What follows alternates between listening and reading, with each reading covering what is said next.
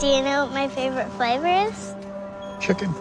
Chicken ice cream. Cette semaine sort sur les écrans Manglehorn de David Gordon Green avec Al Pacino, ce qui nous a donné envie de poser cette question simple, c'est qui, ou plutôt c'est quoi, Al Pacino? Voici notre réponse, subjective, en 10 petites madeleines. Al Pacino, c'est tout d'abord, après des débuts au théâtre, la rencontre tout début 70 avec Jerry Schatzberg pour 2 films cultes.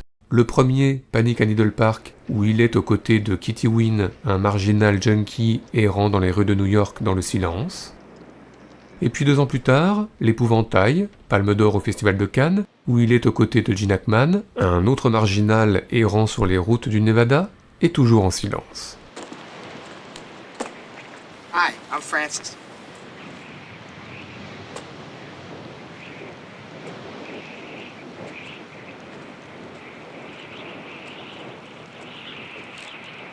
Al Pacino, c'est à la même période la rencontre décisive avec Francis Ford Coppola pour Le Parrain, où il est Michael Corleone, au départ bien sage avec sa femme Diane Keaton dans les rues de New York, puis à la fin un impitoyable parrain, et au milieu, le moment de la transformation en un monologue et un travelling. Now we insist it's a public place, a bar, a restaurant, some place where there's people so I feel safe. You're gonna search me when I first meet them, right? So I can't have a weapon on me then. But if Clemenza can figure a way to have a weapon planted there for me,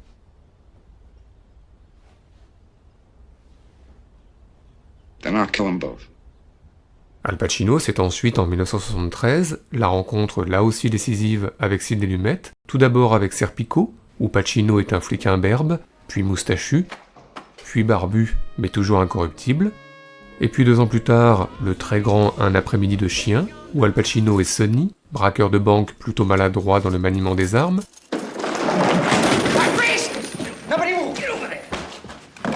mais plus tard, nettement plus adroit dans la gestion des médias, de la foule et de la popularité.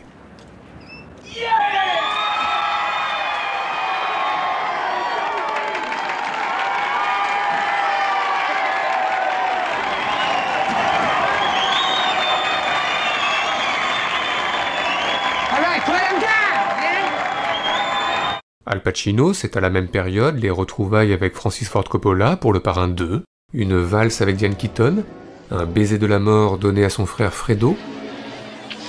I know it was you, Fredo. You broke my heart. You broke my heart. Et enfin de célèbres fondus enchaînés, réunissant Al Pacino et Robert De Niro, le temps de quelques secondes en suspens.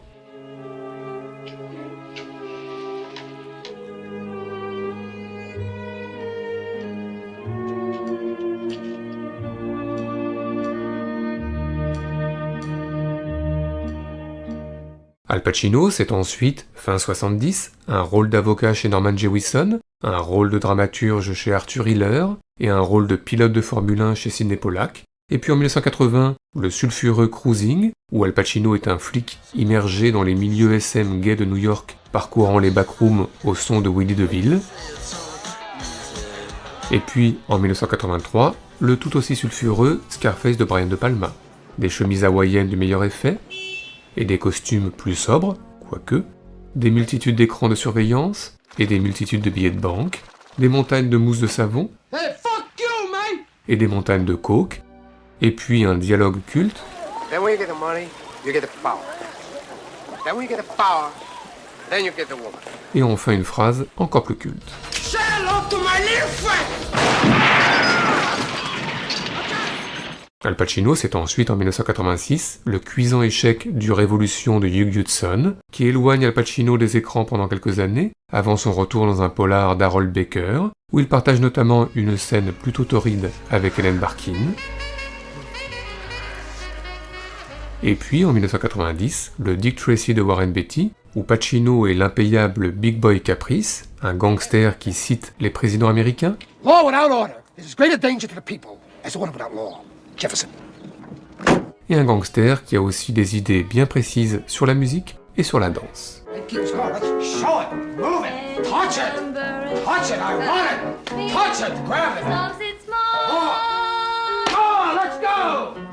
Al Pacino, c'est ensuite le début d'une décennie flamboyante, celle des années 90, qui s'ouvre avec les retrouvailles avec Francis Ford Coppola pour Le Parrain 3, avec une nouvelle valse, cette fois avec sa fille Sofia Coppola,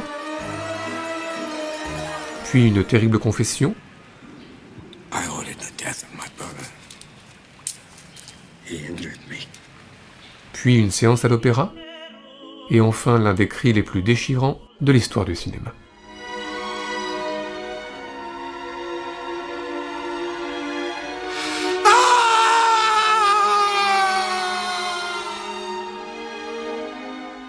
Al Pacino, c'est ensuite, toujours dans les années 90, un rôle d'aveugle chez Martin Brest qui lui vaut un Oscar, mais aussi un rôle d'agent immobilier chez James Foley, adapté de David Mamet, et puis un rôle de diable chez Taylor Hackford, mais surtout à cette période, l'impasse de Brian De Palma, où Al Pacino et Carlito Brigante, ex-truand qui observe son amoureuse sous la pluie sur le lac Mé de Léo Delibes,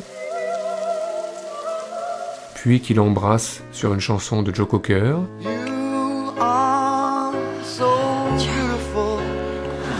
et enfin dans le métro new-yorkais, sur la musique de Patrick Doyle, l'une des plus grandes courses-poursuites de notre histoire du cinéma.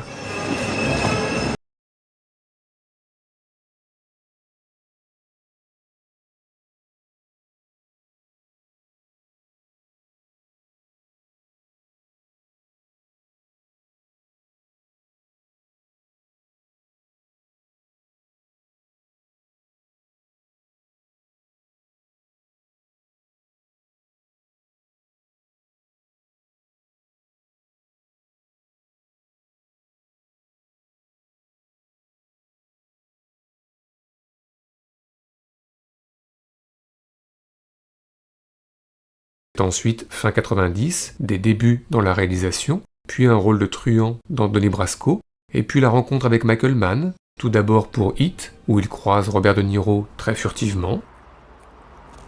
How you doing? Et puis en 1999, Révélation, où Pacino obtient de Russell Crowe des aveux télévisuels qui vont faire trembler l'industrie du tabac. Yeah, there are times I wish I hadn't done it.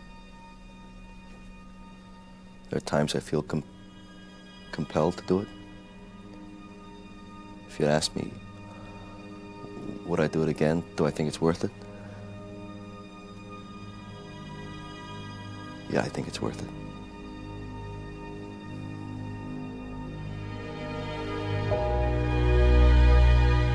Enfin, Al Pacino, ce sont des années 2000 plutôt en demi-teinte, avec tout de même un rôle de flic insomniaque chez Christopher Nolan, et un rôle de patron de casino chez Steven Soderbergh, et puis dans La Loi et l'Ordre, la première vraie, ou en tous les cas longue, rencontre avec Robert De Niro, mais sans doute un peu trop tard, et dans Les Derniers Affranchis, la première rencontre avec Christopher Walken, là aussi, sans doute un peu trop tard. You look like shit. You look worse. Enfin, n'oublions pas tout récemment le téléfilm sur la vie du producteur Phil Spector, où Al Pacino multiplie les looks improbables ici, ici et surtout ici. Voilà, Al Pacino c'est tout cela et bien plus, et c'est enfin un projet de film depuis longtemps annoncé et qui va peut-être enfin voir le jour en 2016, The Irishman, réalisé par Martin Scorsese. Al Pacino, chez Martin Scorsese, a un rêve de cinéma, tout simplement.